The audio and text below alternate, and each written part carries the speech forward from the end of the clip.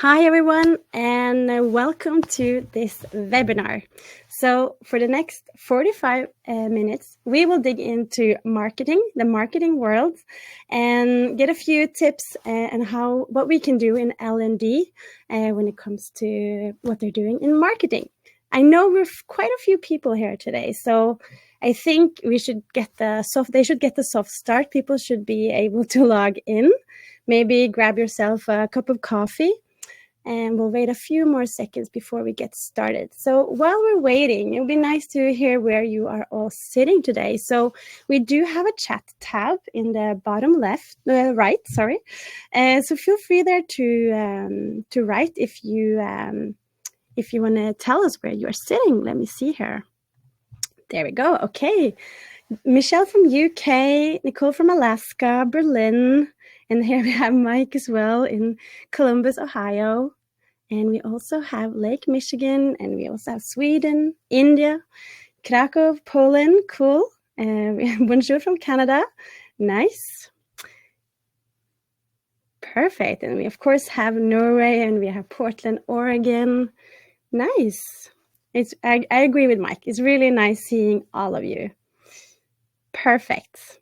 I think we should just get started. We have a lot to cover for this webinar, and I want to use the time wisely. So let me just share my screen.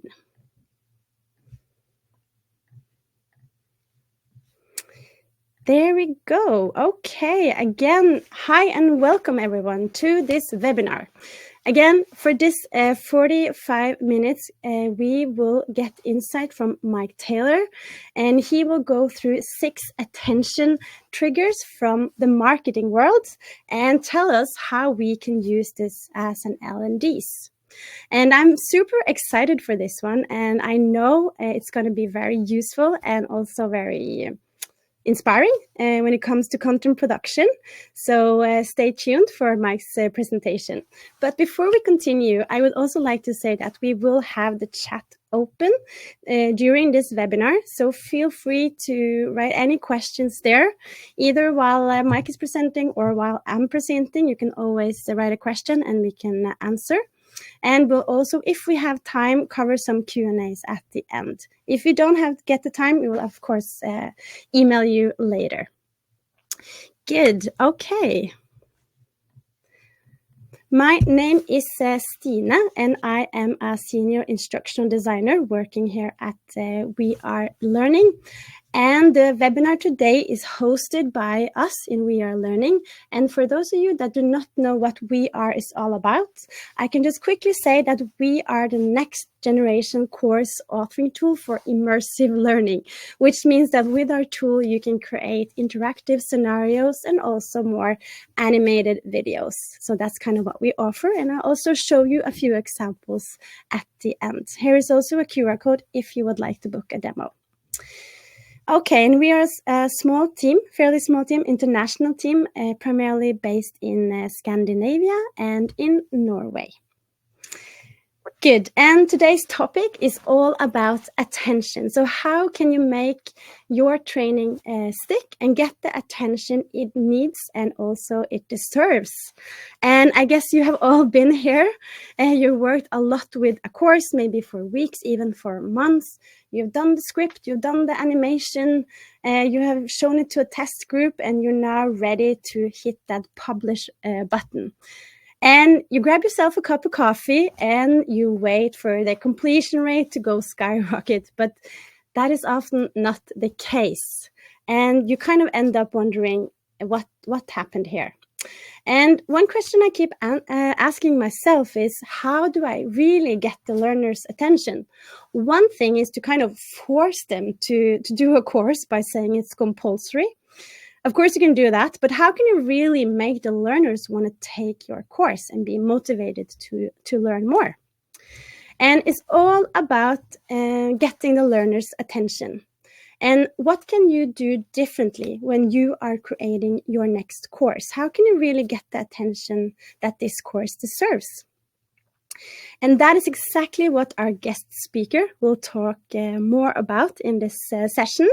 So during this session, we will talk about different attention grabbers you should be aware of when you are creating your next course. And like emotions, for example, personal relevance, and also visual elements. And we will get some great inspiration from Mike Taylor. And of course, we will also at the end show a few examples of scenarios in VR to give you some good examples supporting what Mike just told us all about. Good. And to guide us through this, we have Mike Taylor with us today. And Mike is a learning experience strategist and also a consultant. And he's also an author of a soon-to-be published book called Think Like a Marketer, Train Like an L&D Pro. And I read on his LinkedIn page that he's on a mission to get rid of the world of boring and inefficient training. And he has a really good insight on what we can think of as L&Ds when it comes to the marketing world. And that is what we're going to learn more about today. So, Mike, why don't you join us here today? Join us on stage. And yeah, here you go. Hi. Hey, good to see you. Good to see you too. How are you? Good. Good. Okay. I think I'm going to leave the word to you. But we did talk a few days back, and I asked you, okay, what kind of questions should we ask the audience to make them really think about what you will talk more about? So here I have a question for you. How much of the world around you do you notice? And I want you to use the chat here and write either 1, 2, or 3 in the chat. Do you notice all of it? So you're aware of most things happening around you. Number 2, a good amount. So catch most important details, but some slip by. Not much. That's number 3. My brain filters out a lot more than I realize. I think I'm more number 3. And number 4, barely anything. Most of what's around me never reaches my awareness. So it'll be interesting here to see in the chat here. Okay, we have a few number 2s. 3. 3. I support number 3. And I guess we don't, or maybe we think we see more than we actually do. We're going to find out. Yeah, we're going to find out. Perfect. Okay, thank you. So in between 2 and 3, I guess that was what you expected as well, Mike. Yeah, we're like 2.5. Yeah. Good. Okay, why don't you take it from here? I'll stop sharing and you can go ahead and... All right, let me make all my offerings to all of the technology gods and hope that they're going to play nice with us.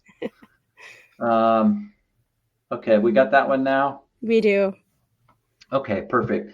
So I'm super excited to spend a little time with everybody today. And as Stine said, we're going to talk about some of these things that marketers know really well that maybe those of us in the training world might not quite know as well. So I'll ask you a couple questions. Just sort of think about this just in your brain or in your head. Think about, what did you eat for lunch 4 days ago? I'm curious if anybody knows what they had for lunch 4 days ago, because I know that I have no clue what I had 4 days ago for lunch. Okay, well, it's easy for Nicole. That's a good answer. So you guys have pretty good answers for this. Is better than me, right? But most people, I think, probably would have trouble with that. If we go to the next question, you think about, what did you do on your last birthday? I think in general, we're probably sort of going up as far as the number of people who can remember what they did on their last birthday. And then we'll do one more and think, if you're old enough, if you're too young, you might be ruled out on this one, but do you know where you were on 9/11? Especially those of us here in the US, that's really etched in our brains if we're of a certain age. So those are just kind of 3 different levels of topics, and we're going to get into, why do we remember some of those things much more than the others. But before I do that, what I want to do is I want to sort of give you a little attention test going back to the numbers from that poll. So what I want to do is I'm going to show you a short video. It's actually a car commercial. So Skoda is a European car company. I'm gonna play about 30 seconds. Should be some sound if everything is working right, and then we'll talk about it. So let's go ahead and watch that. To test just how much attention the attention-stealing design of the new Skoda Fabia actually steals, we left one parked on this ordinary road in West London. We wanted to see if its sharp crystalline shapes, bold lines, and lower, wider profile would attract the desired level of attention. Will the 17-inch black alloy wheels stop passers-by in their tracks? Will the angular headlights attract the attention of other road users? Will a crowd gather to check out its fresh and sporty look?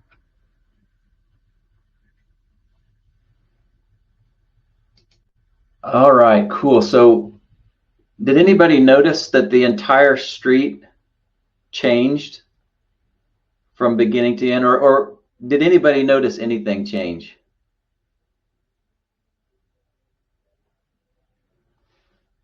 All right, so if you're not seeing all of this stuff, I'm going to play the second half of that commercial, and we'll see how well everybody did. So let's watch the second half of that. Well, not quite. But did the attention-stealing design distract you from noticing that the entire street has been changing right before your very eyes? Don't believe us? Have another look. Did you spot the van changing to a taxi? How about the scooter changing to a pair of bicycles? Or the lady holding a pig? Let alone the fact that the entire street is now completely different. Didn't think so. So there we have it. Proof that the new Skoda Fabia is truly attention-stealing. So I think you guys are probably better than most people, or maybe you're a little bit more attentive, because most people miss almost everything in that. I don't know, and what it sort of illustrates to us is, you know, when we're experiencing the world, we're not even really seeing most of what's happening in the universe. And that's a really important thing for us, because did anybody happen to catch the gorilla on the roof? And so it's just illustrating, you know, our focus, our sort of spotlight of attention is really small, and we process things and we assume that we're taking in all of this information, and it's really, you know, only a small fraction of what we're exposed to.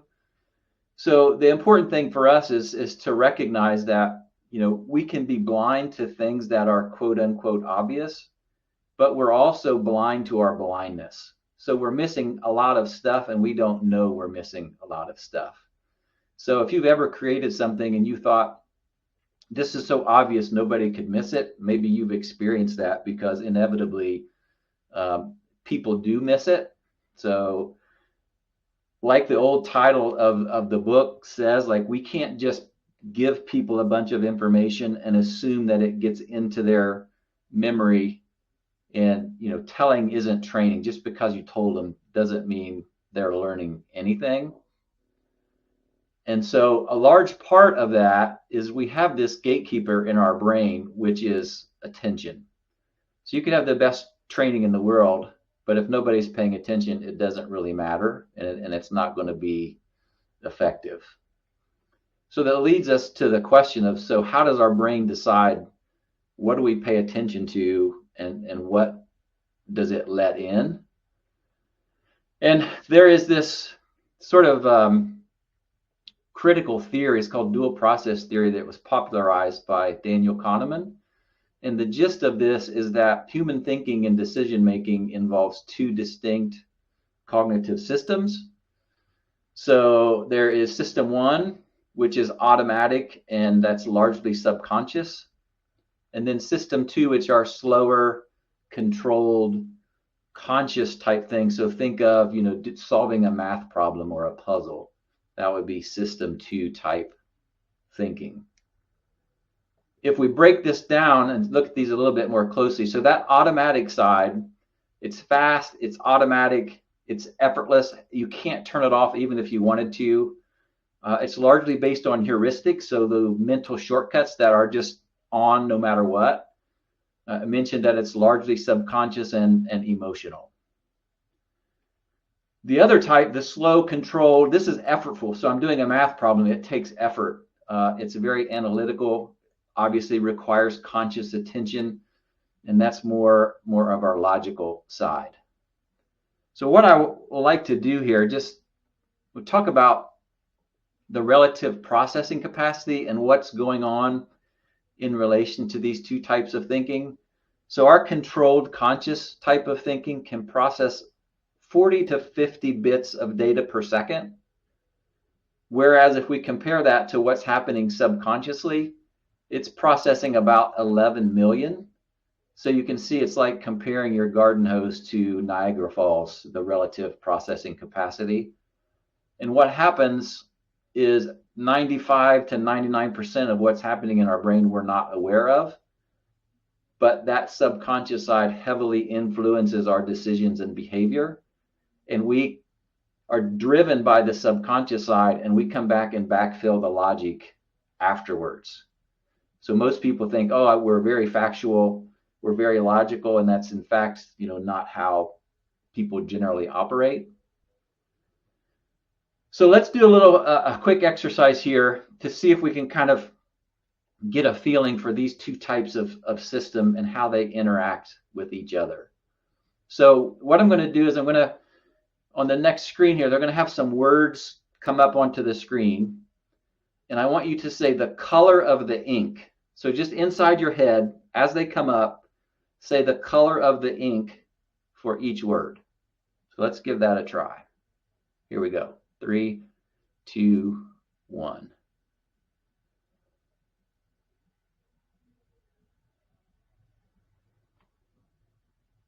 Now my guess is that was pretty easy.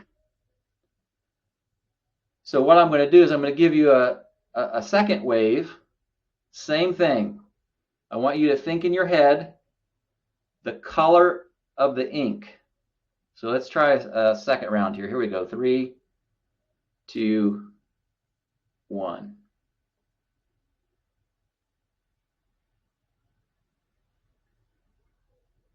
What happened on the second set? Did anybody notice anything at all?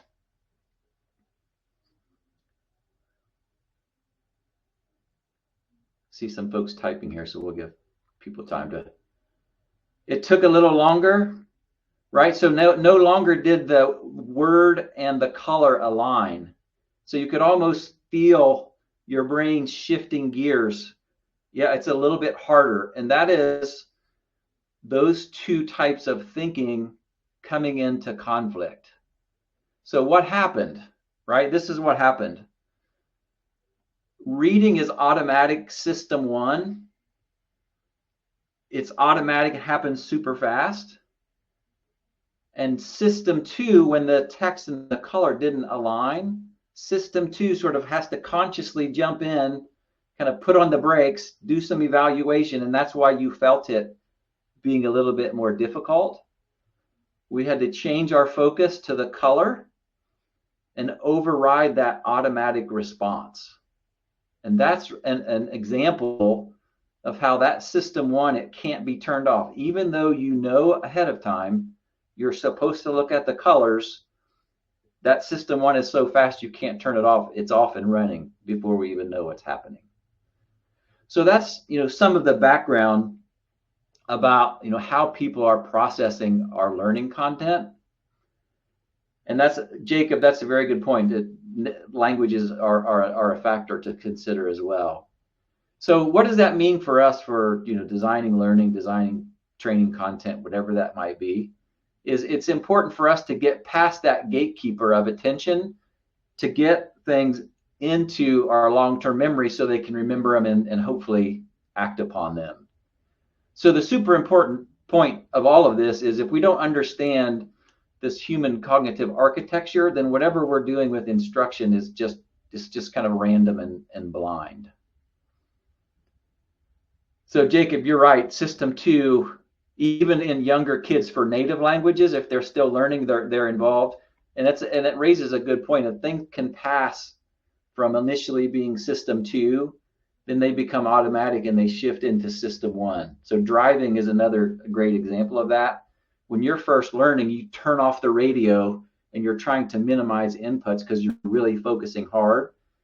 By the time you've driven for 20 or 30 years, there are times you get home and don't even remember stopping at stoplights or making turns. So that's a great question and great call out.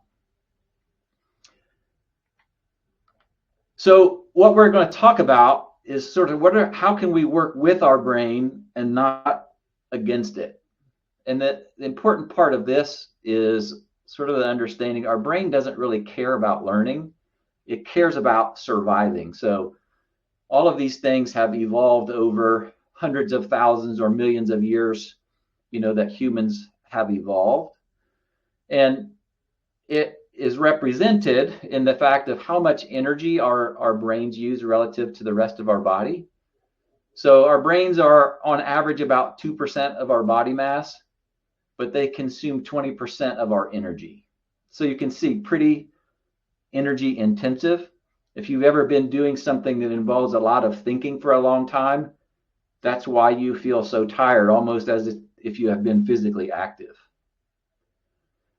So in order to save energy, our brain makes a bunch of mental shortcuts. They're called heuristics. And oftentimes, those heuristics are sort of lead to systematic errors. It's where we get our cognitive biases from. And there is a whole bunch of these. There's almost 200 different biases that have been identified. And we're not going to get into all of those, obviously. But we're going to look at 6 that are not necessarily bad. So these are the things that we can use for positive influence. And so I call these attention triggers because these are the things that we're hardwired to pay attention to. If they happen, we're automatically going to pay attention to those. And you might recognize these as things that marketers do. So if you think about advertising and marketing that you've seen recently, you'll probably identify with a lot of these. So there are 6 of them. The first one is make it personal. It has to be relevant to the person. Contrastable. So this is, a lot of times you'll see before and after in ads. This is the before, and now they went on the diet or whatever, did the upgrade. You see before and after. Tangible. Our brain really hates abstract, fuzzy concepts that we can't touch or feel or see or know in a concrete way. Memorable. Our brain is a big prediction engine. So anytime we can kind of break expected patterns, using things like mnemonics for shortcuts to help alleviate working memory overload, that sort of stuff. So that's another one. Visual. There's a reason the saying, picture's worth 1,000 words, it may be even worth more than 1,000. So visual is the other one. And then the last one is emotional. So anytime your brain senses emotions, it's like a big flag that says, hey, you need to pay attention to this because it's important. I'm just going to pause and see if anybody has questions or if I've missed anything here for now. And then we'll dive into each of these with some examples. So it looks like I think we're okay, but Stine or Maria, jump in and let me know if I've missed anything. All right, cool. All right, so hop in anytime if you have questions. So let's just go through these one by one. So the first one is make it personal. So this is the what's in it for me sort of filter.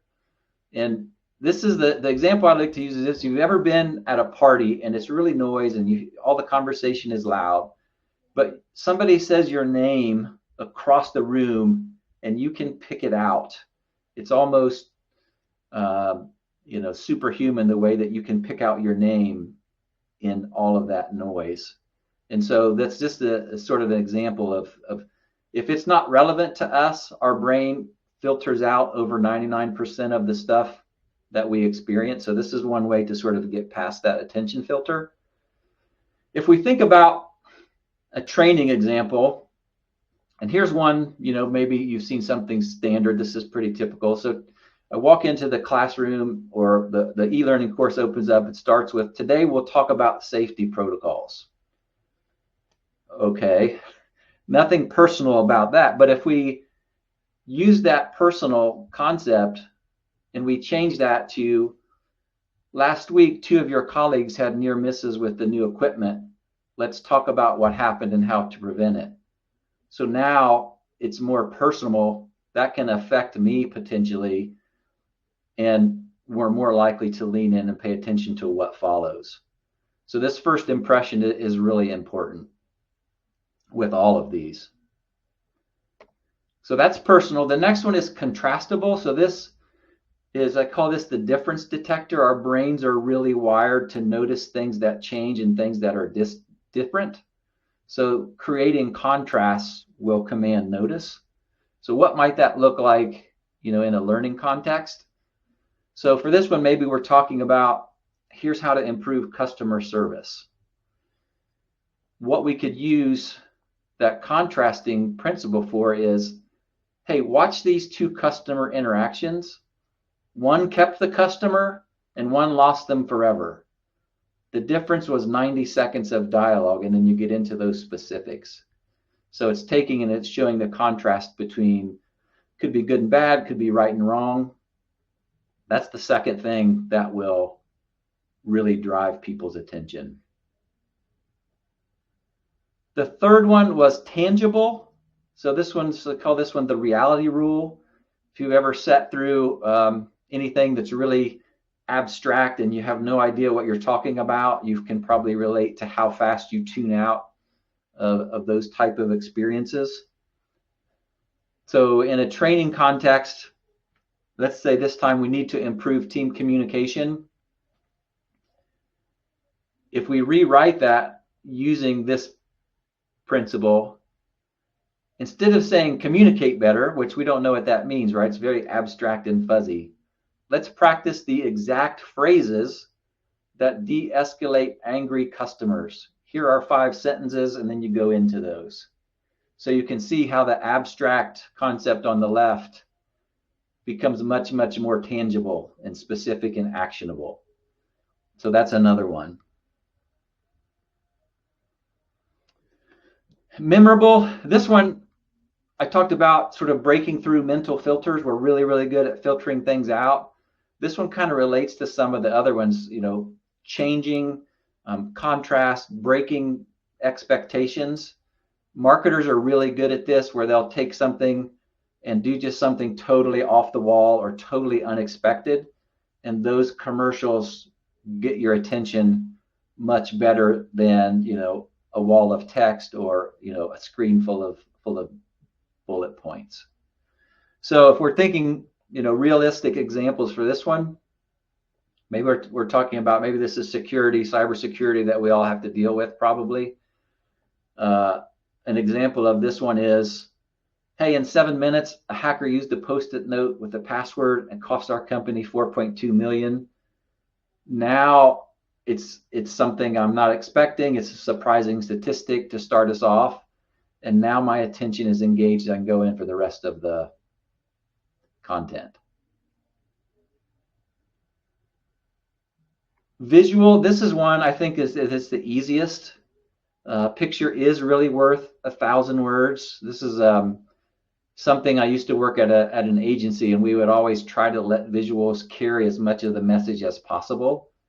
Our brains process visuals way, way faster than we do text. So this is my favorite example to sort of illustrate this.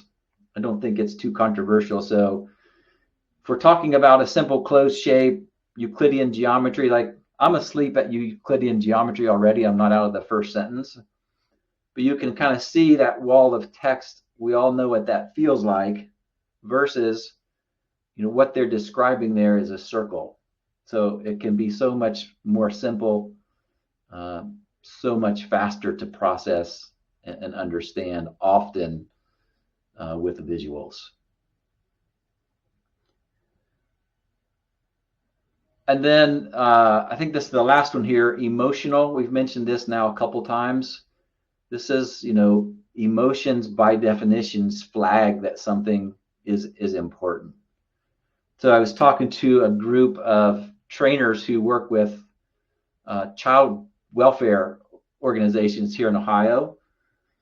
And one of the things they talk about is family search and engagement. So it's kind of finding lost families and reuniting them. So if I start off that session with, hey, we're going to talk about family search and engagement, I may not even know what that means. But if I tap into emotion and do something like this, hey, this is 13-year-old Alex. He's crying silently at night, holding the only family photo he has left. Do they even remember me? That pit in your stomach, what exactly is? That's what he feels every night. And what you learned today could reunite him with a family who's been searching for him all along. And so you can kind of feel the impact of those two different approaches. And the cool thing is you can combine these things together to even make these effects even more powerful.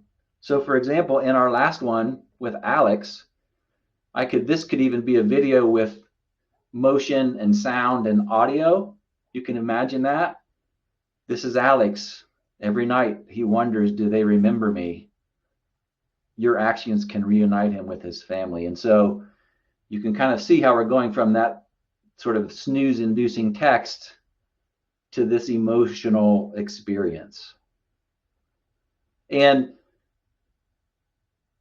marketing does have a bigger budget, but these are all sort of things we can do for free. And it's really just changing a mindset and taking a new perspective on how you're setting the context for your learning. So I'm going to pause here, take any questions. I don't think I have missed anything, have I, Stina? No, I don't think so. This was a great, it was very inspiring, Mike. So just sort of recap these, so those attention filters, attention triggers. So these are the things, if you kind of just put these in your toolkit and think about ways you can take, maybe you've got some old stuff that's dry and boring, use these attention triggers. Like I said, it doesn't require a big budget. It's free. And between these 6, for most things, there's probably some angle that people can apply to their learning. So it really is simple adjustments and pretty big results that let us, work with the brain and not against it. So I'm curious if that prompted any thoughts or anything of maybe you have examples in your own work that you might be able to apply some of those to.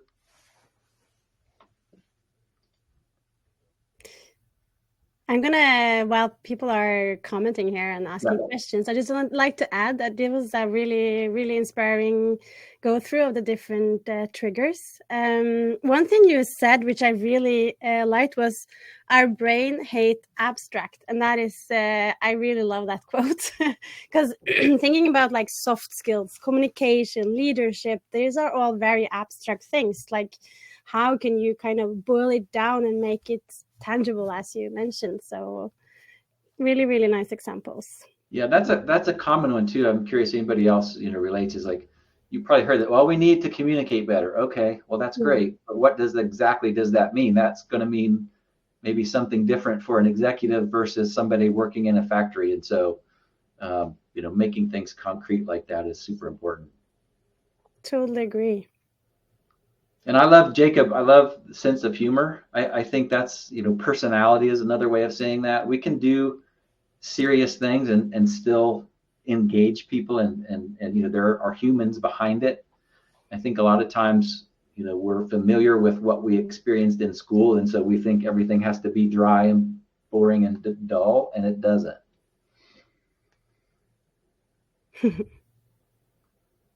Yeah, Carrie, it can be, but I would bet you if you started to practice this, that you would probably get pretty good at it. So, for example, one thing I did for a compliance course once was, I think it was about protecting your personal information, identity theft.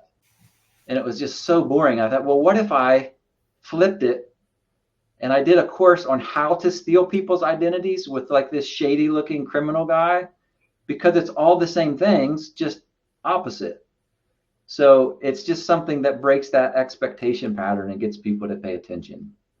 I agree. Really, really inspiring, Mike. I'm a bit cautious of time, so I think I'll show a few examples supporting the great insights you've given us.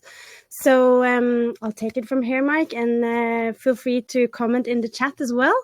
Let me see here. There we go. Okay, so. There we go. Yes, here you have my slides. So as Mike said, which was really inspiring, he said our brain hate abstracts, and for sure we need to have it visual, we need to have it personalized, and we need to have it explained to us. And with We Are, I have created a few examples, and just so you know, we strongly believe that anyone can create immersive learning themselves within minutes. So I'll just show a few examples here for you, so you kind of get a feeling of what this is all about. Let me see.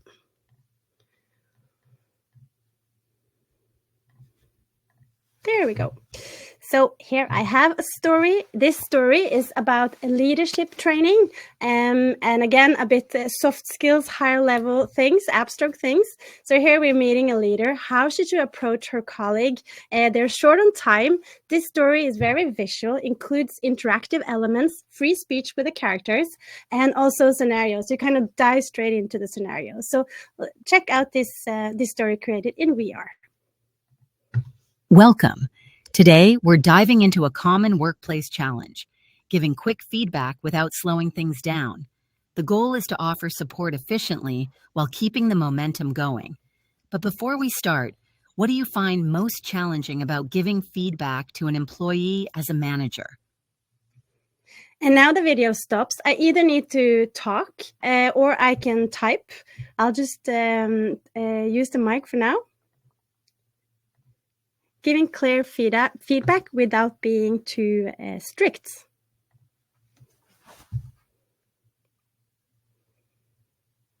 Absolutely. Yes, I get it. Being clear without sounding too harsh is a challenge. It's all about finding the right tone so feedback is direct but still supportive. Meet Sarah, Alex's manager. With a deadline looming, she reviews the client presentation. Good structure, but key points are missing. She must give feedback that keeps things moving. I know you're in the middle of final tweaks. Thanks for pushing through this. It's looking strong. Yeah, I'm trying to get all the slides to match the branding guidelines, but I still need to polish the key messaging slides. I understand. The structure is great, but we need to fix slide 7. The key takeaway isn't clear for the client. Okay, I see. Well, we are all running around here trying to do our best. With time running out, Sarah must balance speed and quality while supporting Alex. How can she give clear, constructive feedback and be a good manager in this moment? Give specific feedback on slide 7 and offer to refine it together in 2 minutes. Great approach. Let us just stop there. So this was a story where we kind of have this narrator and we also dive into to a specific scenario. And just to give you a sneak peek of how this is done in We Are, it's very easy to kind of work with your branch scenarios. You can also do the animation. They are all in 3D, and of course you can also set meaning their gestures, their facial expressions, and so on. So the animation part is quite easy in We Are. I would also like to quickly show you, since Mike also mentioned in regards to make it personal, we offer also a quite extensive library of characters and also custom characters. So you can get your uniform or you can get your specific people in your account. And one other story I would love to show you that is completely different. I created a story yesterday because I've been working with strategy courses for many years now, and customers keep having them. They have a new strategy, they need to have a training on them, and they create a course with a lot of text. That's very typical. But what if the strategy is, for example, to be carbon free? That's very common. One thing is to kind of read about it, and okay, you know that what is the strategy, but what does it actually mean? And this is a bit more like on the emotional side, just like Mike referred to. What does it actually mean if we don't succeed in the strategy, and what will happen with the environment? So this is also a super short story I'll show to you. When I grow up, I want to swim in clean oceans and run through green forests. But what if they're gone? What if the air is too dirty and the rivers are empty? I know you have a plan, a strategy, to take care of the world I will grow up in. But a strategy only works if we all care enough to make it real. Because my future depends on the choices you make today. Please choose wisely. Yes, so a few seconds here where you kind of feel like, oh, what will happen if I don't follow up on the corporate strategies being set? So this is a way of using AI. We're powered by AI, and also having the different animations and the characters and your locations. You can really make impactful stories that can really bring out emotions and personal appearance to your course. And of course, stories can be embedded into courses, so it's very easy that they play together with text and so on. Moving further here, let me see. I also have one more thing to show you, and that is how easy it is to turn text to a story within seconds. And there are many different tools here I guess you can use, but we have a tool. This is a slide I found online. It's about fire safety, what you should do in the case of fire, and you can easily turn this into a story within seconds. So here we are in We Are. I upload my PDF, and I also choose what kind of location I want this story to take place in, and I also choose what kind of characters I would like to have in my story.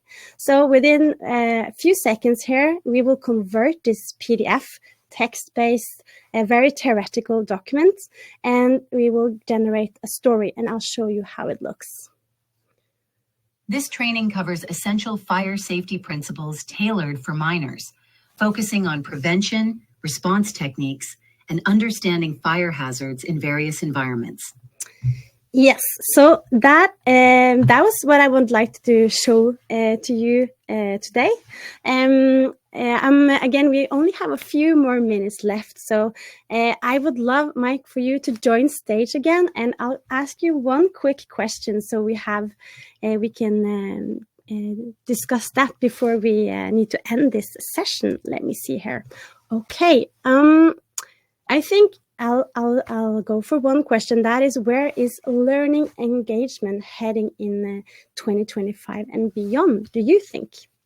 Yeah, so I think obviously AI stuff, like what we saw here and all the things that sort of seem to be cropping up every day, are going to let us do some really cool things. I think it's going to let us get rid of a lot of the busy work and sort of focus on things that are high impact.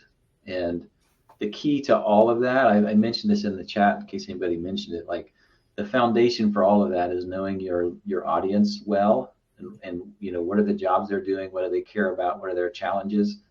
And you know, somebody asked about generations, Gen Z and all that stuff, and I think generally humans are humans, and as long as you know what's on their mind and what they're dealing with, you're probably going to be able to help them solve their problems. And you know, all of the attention things that we talked about work in the same way, no matter if you're, you know, young, old, somewhere in between. So, yeah, so the best part, like I said, is it's just a mindset, and you start looking at things with a new perspective. It can be a small change that makes a big impact. Great. And I think also I'll share, I guess you also would like to mention the book that is soon to come in May. Yep. So it'll be out May 27th. I just put the link in the chat for anybody who's curious. And so we have a whole chapter on sort of how System 1 and System 2 and that type of thinking. That's chapter 1, so it's right up front. And we also talk about how marketers know their audiences really well. So we talk about learner personas, and then how that informs creating content. So what you learn from the personas about your audience informs your writing, informs your use of visuals. And, we talk about a bunch of other things in their marketing. There's a lot of great marketing technology that L&D people should be using.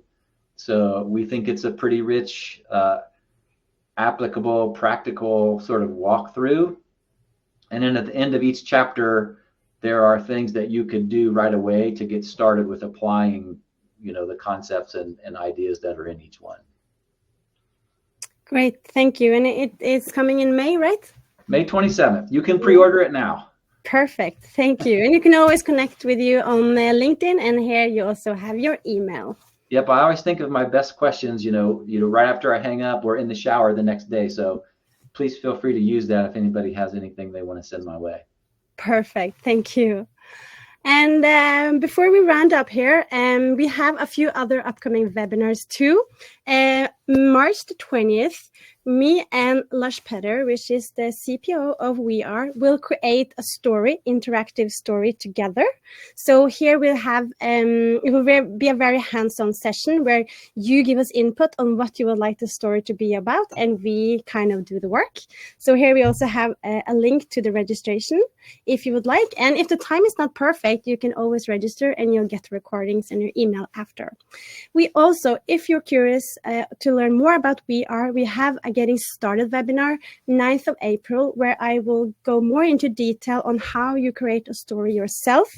So feel free to register there as well, and you get some more insight in how We Are works. And feel free to, we also have a community filled with learning designers that are sharing stories and inspiring each others. This community is for all our users and also our free trial users, so check that out. And of course, we have social media. We have We Are Learning on LinkedIn, for instance, so check us out there as well. Okay, Mike, thank you again so much for your insights. Any last words before we end this session? Yeah, no, thank you for having me and inviting me to do this. It's nice to see everybody, and thanks for everybody for spending some time with us today. Thank you. And I hope you all are feeling inspired to take some from marketing for your next course project. And I wish everyone a great day, the rest of your day. Okay, bye everyone.